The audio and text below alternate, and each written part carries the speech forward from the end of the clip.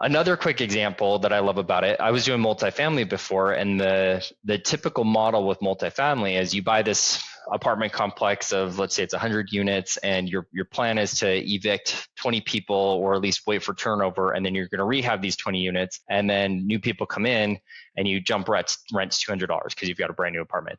Then you rinse and repeat until you get all 100 units rehabbed, right? And you bring them up to market. What's great about mobile home parks, you don't actually own these homes for the most part. The mobile homes are owned by the tenants, and you're often buying a park that isn't 100% occupied. So if you have a 100 unit park, maybe 80 lots are occupied, 85 lots are occupied. So there's lots of different ways to bring in new homes. And once you bring those homes in, it's like building a second floor on your apartment complex because you didn't have to evict anybody, but you still have extra income. We've added two things to that that give us a lot of flexibility on that. So one is that we say the seller actually has to evict all sex offenders before we close. And then another one that we did actually that's kind of unrelated, but has helped us a lot, is we negotiate in the contract that the seller will also increase rents before we close. So. Welcome to the Global Investor Podcast, a show that focuses on helping foreign investors enter the lucrative U.S. real estate market. Host Charles Carillo combines decades of real estate investing experience with a professional background in international banking to interview experts in all areas of U.S. real estate investing. Now, here's your host, Charles Carillo. Welcome to another episode of the Global Investors Podcast. I'm your host, Charles Carillo. Today we have Brett Bowman. He has been investing in real estate for 14 years, acquiring $50 million plus worth of single-family rentals, multifamily, industrial, and mobile home communities. So thank you so much for being on the show today, Brett. Thanks, Charles. Glad to be here. So give us a little background about yourself personally and professionally prior to getting involved with what you're doing right now in real estate investing. Sure. Yeah. So from a just professional background, I have a finance background, MBA as well. Most recently, been working at a large tech firm.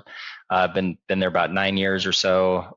Before that, was in a startup tech group, and then before that, was in a financial services company. So, for the most part, in addition to education, have corporate finance background. Personal side, I've got 6 kids, been married for a while now, and live in Boise. And yeah, just enjoy life, like to do a lot of outdoor stuff. So when you're getting involved with real estate, why did you choose real estate, let's say, as your investment vehicle? Yeah, great. So obviously with my finance background, I'm like kind of a nerd when it comes to investing in general, and just like can talk people's ears off about any kind of financial instrument. The thing that really got me excited about real estate, and I'm sure like many of your listeners, I read Rich Dad Poor Dad, I read Millionaire Next Door, Millionaire Mind, a bunch of other books like that just really harp into the benefits of real estate. And obviously it's a physical asset you own, you can leverage it. There's just amazing things you can do where you're getting dividends every month or cash flow every month, plus appreciation being the benefit there. And really there are far, if any, other assets that offer all of those benefits aside from real estate. No, it's a pretty tax friendly. So can you kind of give us an overview of what your company does and Sure. what really your criteria and strategy is for new acquisitions and what you're working on?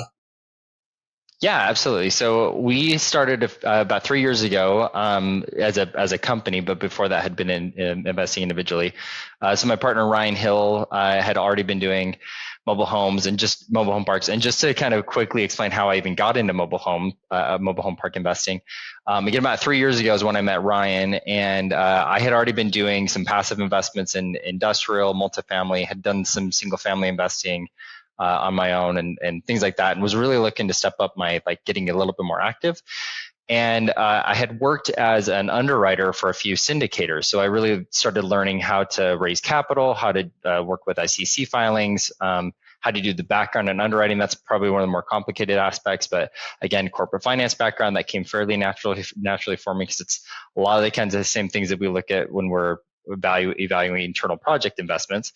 But so with all that being said, Ryan and I kind of serendipitously met, and he'd already had one mobile home park and was trying to buy a second, but didn't have any capital. Mm-hmm.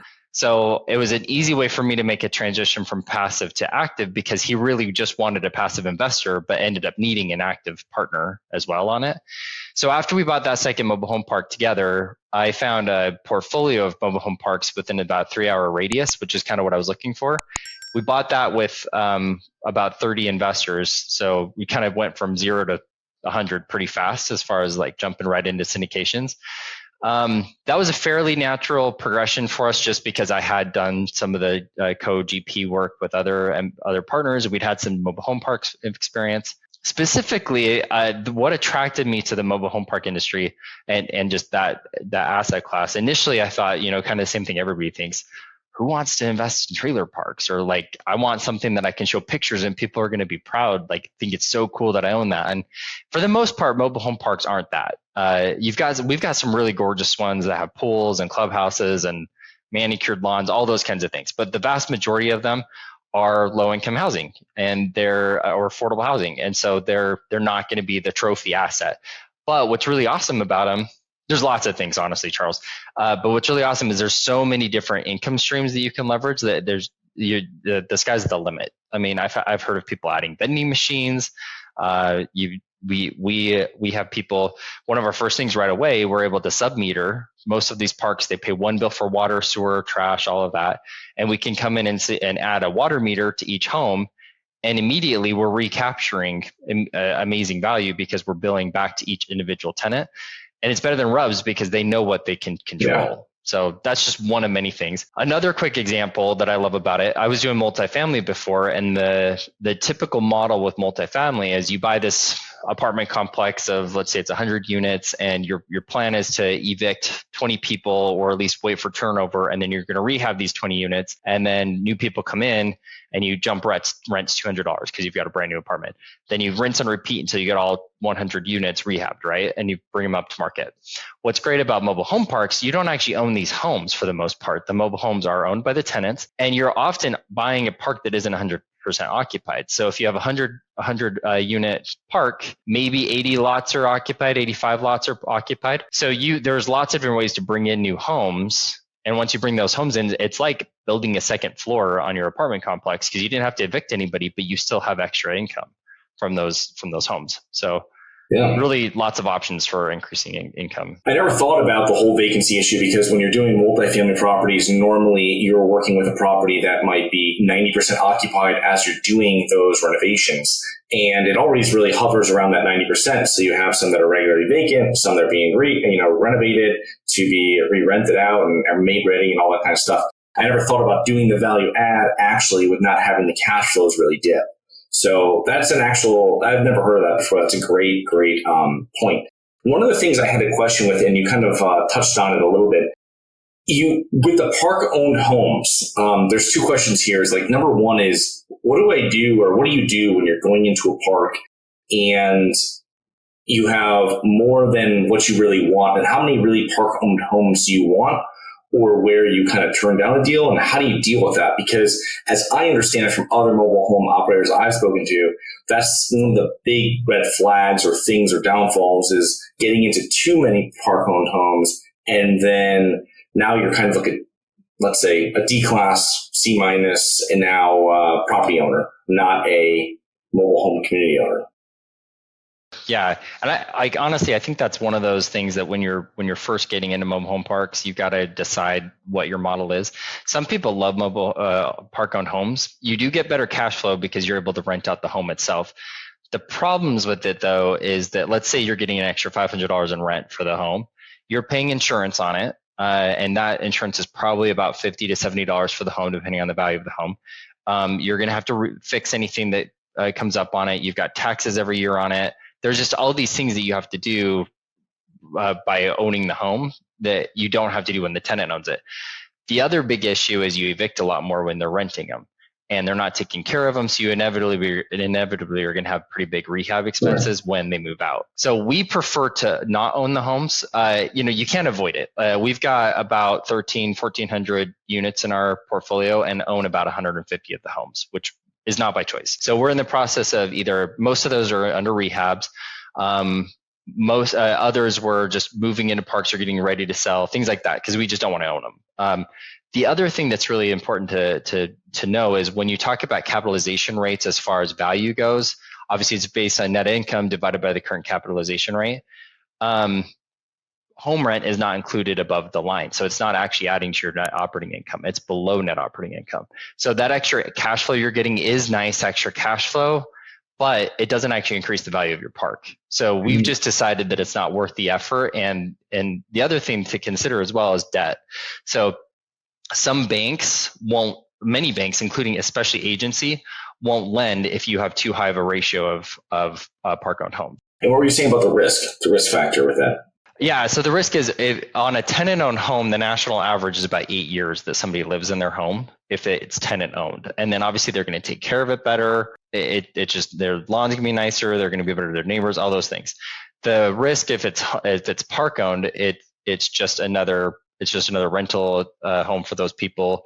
We evict way more often on park-owned homes because these people, they often just decide not to pay the rent, or they don't take care of their lawns. They just care less. So there's just more risk to that model. So what do you do if you're going to a park and you want to, how do you sell these homes that are there? How do you work around this process where you are stepping back from being a property or a trailer mobile home owner and just focusing on owning the park? How does that process work? Because someone to rent, it's also like on the move in too, like you're moving someone in pretty easy in rental apartments where 1 month free rent, they move in, hopefully they renew in the second year, and we've got our kind of thing, lost the lease all taken care of. How do they do it? Like, how do you guys get new people in there? And then what do you do when you have too many homes? Sure. There's like all sorts of ways I could go with that. So your first part of the question, I think, is what happens if like you buy it and you already have a lot of park-owned homes. So something that we've learned over the years, I frankly shy away from parks that have too many park-owned homes because I've learned it's hard to convert them. Initially we went with all the hubris of the world and we thought, oh, we can convert these easily. It's actually very challenging because a lot of those people love to rent. They just like the idea that you're going to come fix the problems that they have. So they're kind of set in their ways of, I don't need to own this home. So you can convert some, and we do lease to own options a lot where we finance it back to them. And essentially we try to work it out that it's essentially the same as their rent, but they're building equity. And so to me, that makes perfect sense, right? You're paying $500 and just throwing it down the drain, or you can pay $500 and we'll amortize it for you and it's yours in 7 years, for example, right? And that makes perfect sense for us, even though, it's not our home over 7 years. So over time, we're getting less cash flow. It's more value to the park because it's tenant owned, but it's still a hard sell to some tenants. So the ways we sell homes or that we convert them, one thing that's kind of come out of the last 15 to 20 years in the industry has kind of been an evolution is back in the day, and it's still done today with a lot of mom and pop owners, they just wait for people to move their own homes in. So they've got dealers, and maybe they'll make relationships with dealers and say, hey, if somebody buys a home from you, recommend they move to my park, right? That doesn't work very well. In the last year, one of our portfolios in Missouri, we've sold 22 homes there in just the last year or year to date, and only 2 organic move-ins, meaning 2 people moved into our parks without us pushing them to move in. So you can do a lot better by bringing in the home first, whether it's an old home you're rehabbing or a brand new home you're setting. There's trade-offs to both, by the way, and then selling it. And then from a sales standpoint, there's lots of options. You can do the lease to own that I mentioned before. But what we prefer to do is we work with what are referred to as shadow lenders.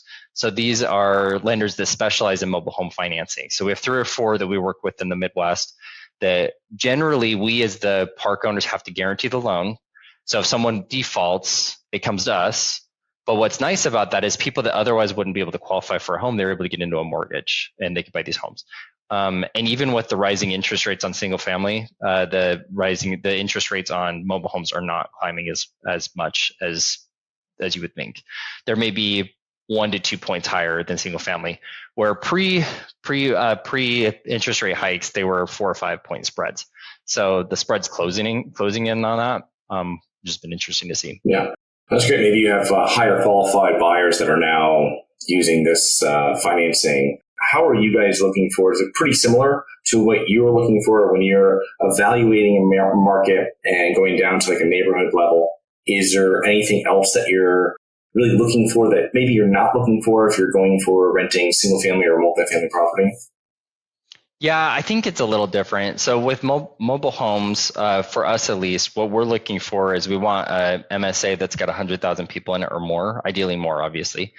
Where I think if I was looking for multifamily, I'd probably want it to be a few $100,000, if maybe $500,000 in an MSA. I'd want it to be a lot more dense. You can get away with a little more with mobile homes because they, like I said before, they own their home, and so they're willing to commute a little bit more than they would with an apartment complex. We also look for median incomes to be at least 50,000 in the area, and single family home prices to be at least 100,000. Of course, any of those higher is way better. And the reason for that is if we're selling a brand new mobile home, we're selling it for 60 to 70,000. So we don't want to be competing with $75,000 single family homes. And then we've got rehabs that we'll bring in, and those are 30 to 50,000. So we can do that. So those are kind of the main metrics we look for. The other thing that we're big on is we started in Kansas City for a number of reasons. And so we've got our team base in Kansas City largely, and we try to be within 3 to 5 hours of Kansas City when we're buying new parks, just to be able to scale. We did break that rule recently. We bought a long-term RV park in New Orleans. Lots of reasons that still made sense for us, and we actually have a team member that's within a few hours of that. But yeah, anyway, that's our general deal criteria. Yeah, that's great. One of the things you were talking about, are you would see, and it would be, a no deal for you. Walk away. Yeah. There's a few. So, we right away, before even making offers on deals, even before going to LOI, we'll check floodplain. So we want to make sure it's not on a floodplain. I don't know that that's as big of a deal with mobile home or with multifamily, because the zoning is often not there for multifamily if there's a floodplain, but you can get zoning for mobile home parks in a floodplain. So we watch for that, make sure there's not a floodplain or flood zone. We'll also check the age of the park, because depending on the age, we can often infer that the infrastructure is bad. So for example, some of the most expensive projects we've had to undergo have been water infrastructure replacements, because it's galvanized pipes or just old pipes, and sewer piping is often clay. Or something else that is essentially cardboard, called Orangeburg. And so if we have that in the parks, we immediately have to ballpark hefty CapEx. And sometimes that can still work with the project if you're getting it for a low enough price, but other times it's a walk away. So we're looking for, so I guess to summarize, floodplain, infrastructure, park-owned homes are kind of the three big things we're checking before we even bother to underwrite it. That infrastructure, I could see how that could get very expensive very quickly. Yeah. And Charles, I guess I should also say, along the same lines of infrastructure, again, another thing I don't think is common in multifamily, but is with mobile home parks, is you often are these private utilities or are they public utilities? And that's kind of a big deal, because you'll often get a well for water, and there's a number of things you can get for sewer, whether it's lagoon or septic or wastewater treatment plant. And honestly, we've had all of them. And, we've learned to kind of work with any of them, but they're just risks. It increases your risk. It increases what reserves you're going to need. For the most part, we don't like to get anything that's not public utilities, unless we're getting a killer deal. So those are some other things we look for. Yeah. It's difficult when you're getting off the public utilities for anything, because it's just a lot of uncertainty, and it can be very expensive. Yep. Do you have money sitting in the stock market and you're worried about it? Or worse, you have money sitting at the bank, not keeping up with inflation?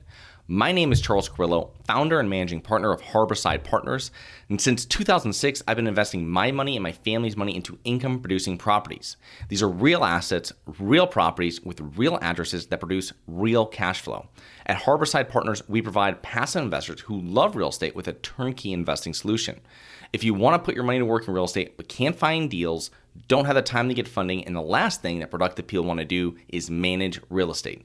We find the deals, we fund the deals, and we manage the tenants, the termites, and the properties. Partner with us at investwithharborside.com. That's investwithharborside.com.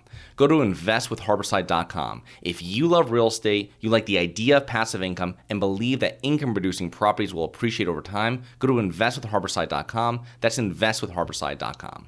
So you were talking about how you were kind of set up and buying so many hours from Kansas City, where you guys are headquartered.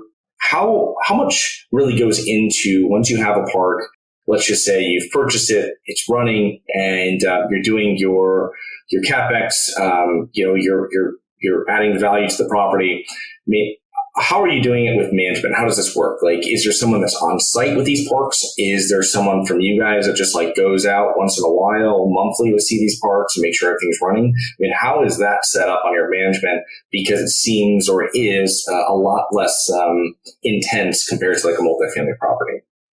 Yeah, no, absolutely. I'll kind of walk through our structure. So I have two partners. One of them, Ryan, that I mentioned before, is full time. He's been full time working for Suncrest for the last 18 months or so.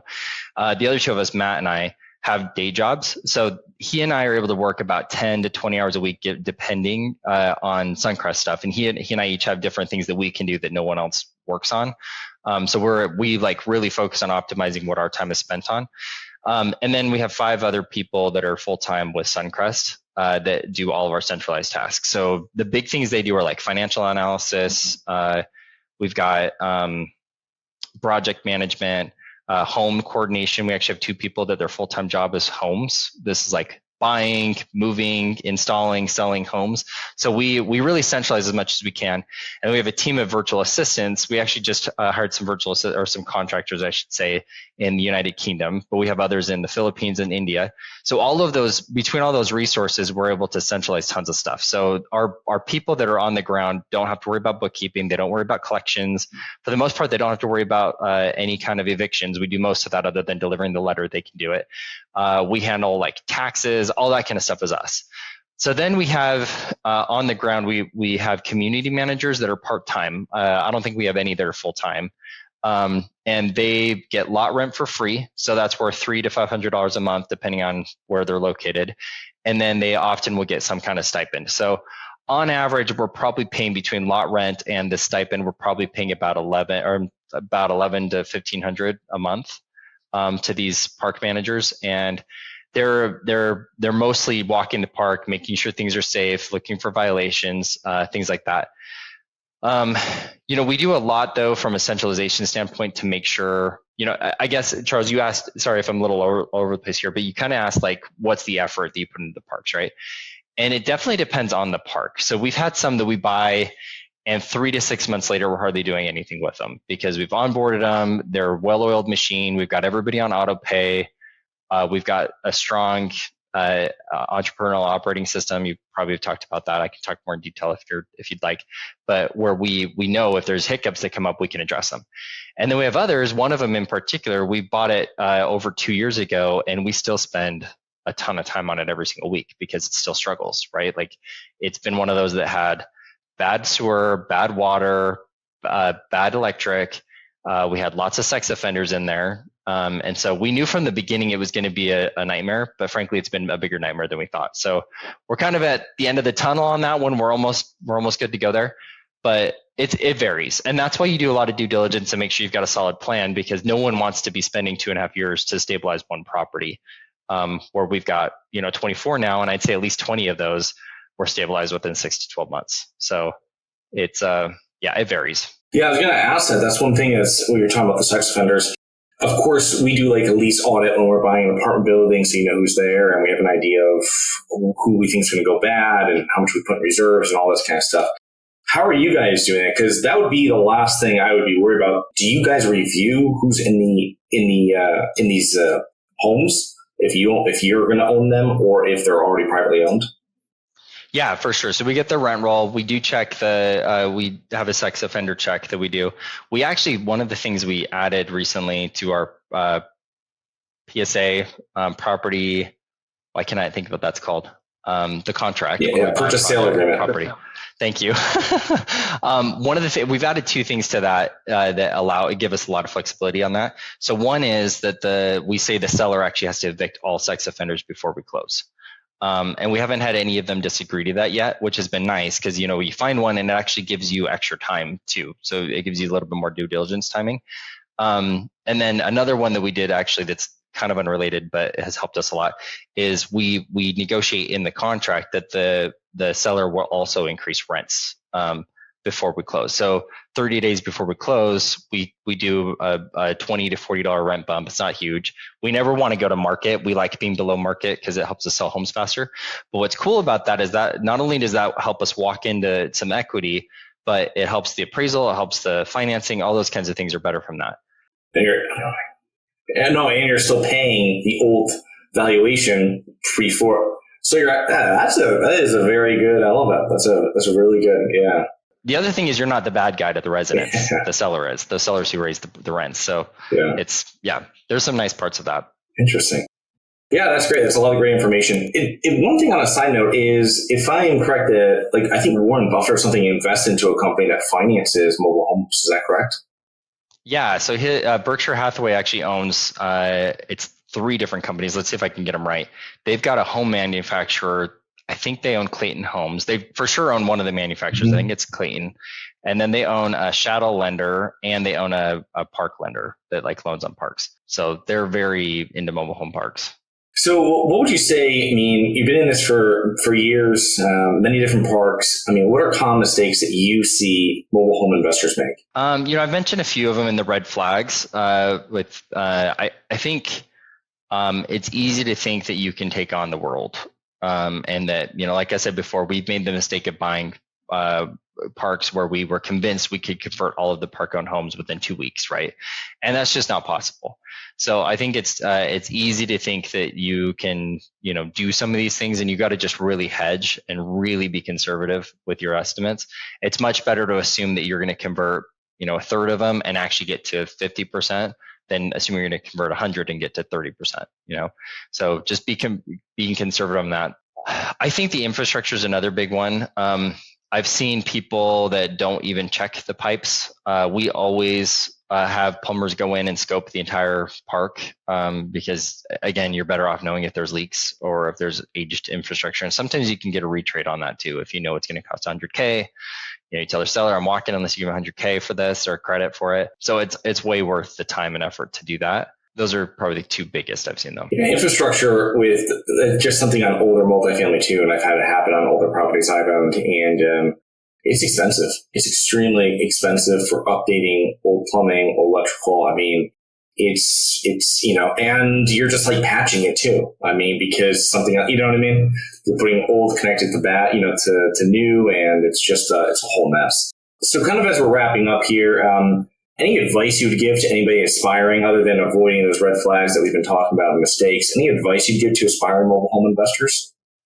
Yeah. So something I didn't really talk about at the beginning, but the way I personally made the transition of doing the single family homes and kind of doing my own thing to getting into the bigger scale was by partnering. So I first found a couple of people that were already doing it. So had somebody in multifamily, somebody in industrial, and somebody in mobile home parks, and I offered to be their underwriter. So they paid me $0, totally did it for free, but I learned a ton from it. And I mean, I'd be working nights and weekends. It wasn't the funnest thing in the world, but I learned so much. And so I think, for me anyway, it helped me a ton to just volunteer my time to these people that knew what they were doing and learn from them.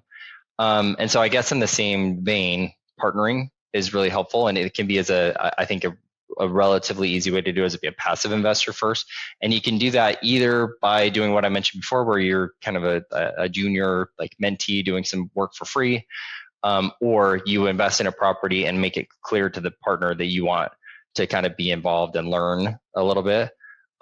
There's some legal ramifications to that, so you got to kind of discuss and figure that out with the sponsor. But if I had to have investors that are interested in learning and understanding our business plan and our decisions, I'm more than happy to share. So I think those are good ways to go. And then joint ventures can help too. So for me, I like to start it by partnering with people that have done it before and know what they're doing versus just figuring it out on my own. Yeah, it makes perfect sense. So as we're finishing up here, what are some of the main habits that you've integrated into your life that have contributed to the most of your success? Yeah, so something I've learned over the last 18 months, especially, I read a few books about kind of stoicism, which is just this philosophy of controlling what you can control, don't worry about things you can't, and just kind of being present, right? And these are all things we've all heard and know from before, but what I've been amazed by is over the last 18 months, I've focused on turning off my alerts on my phone after a certain time of day. And I still see stuff. I'm still checking it every 30 to 60 minutes to make sure I'm not missing anything really urgent. But it helps me be more present with my family and my kids, and it helps me feel more refreshed for the next day, which has been huge. So I think that's been big for me. Because before that, it's really, I've got a full-time job, got 6 kids, and then I'm also doing the real estate stuff. and have have partners, have investors, all those things, right? It's really easy for me to become overwhelmed and stressed and all those kinds of things. But focusing on kind of this is my work frame, when I'm going to work, and just kind of time boxing a little bit more has helped me tons. The other thing that we kind of mentioned, or that I kind of mentioned before, is the EOS, or Entrepreneurial Operating System, from Gino Wickman's book Traction, has been massive for us. We implemented that about 2 years ago in our company. Everybody follows it. We all have the same language. We have meetings every Monday that like really follow that. And that has streamlined the amount of meetings I need to be in because everything's kind of consolidated into the most important things of the week or in that meeting, and helps us all like talk about what's most important, big issues, our rocks or our goals for the quarter, all those kinds of things. So I could ramble more here, but those are kind of the big things that I would say habitually have helped me a lot. No, it's a lot of great information. The interesting on the Stoicism is that Tim Ferriss is a huge proponent of that as well. And if you ever listen to him interviewed, he always talks about that as some of his most important literature that he's read. So, Brett, with us finishing up here, how can our listeners learn more about you, your business? I know you guys have some open funds now. Yeah, absolutely. So our website is suncrestcap, short for capital.com. So suncrestcap.com. And then my email address is Brett with 2 T's at suncrestcap.com. I'm also on LinkedIn, so feel free to reach out any of those ways. We do have an open-ended fund that we're raising for off-market RV parks and mobile home parks now. So reach out if you're interested. That's great. Well, thank you so much for all the information, Brett, and looking forward to connecting with you here in the near future. Absolutely. Thanks again, Charles. Talk to you soon. Hi guys, it's Charles from the Global Investors Podcast. I hope you enjoyed the show. If you're interested in getting involved with real estate but you don't know where to begin, set up a free 30-minute strategy call with me at schedulecharles.com. That's schedulecharles.com. Thank you. Thank you for listening to the Global Investor Podcast. If you like the show, be sure to subscribe on iTunes or Google Play to get new weekly episodes. For more resources and to receive our newsletter, please visit globalinvestorpodcast.com. And don't forget to join us next week for another episode. Nothing in this episode should be considered specific, personal, or professional advice. Any investment opportunities mentioned on this podcast are limited to accredited investors. Any investments will only be made with proper disclosure, subscription documentation, and are subject to all applicable laws. Please consult an appropriate tax, legal, real estate, financial, or business professional for individualized advice. Opinions of guests are their own. Information is not guaranteed. All investment strategies have the potential for profit or loss. The host is operating on behalf of Syndication Superstars, LLC exclusively.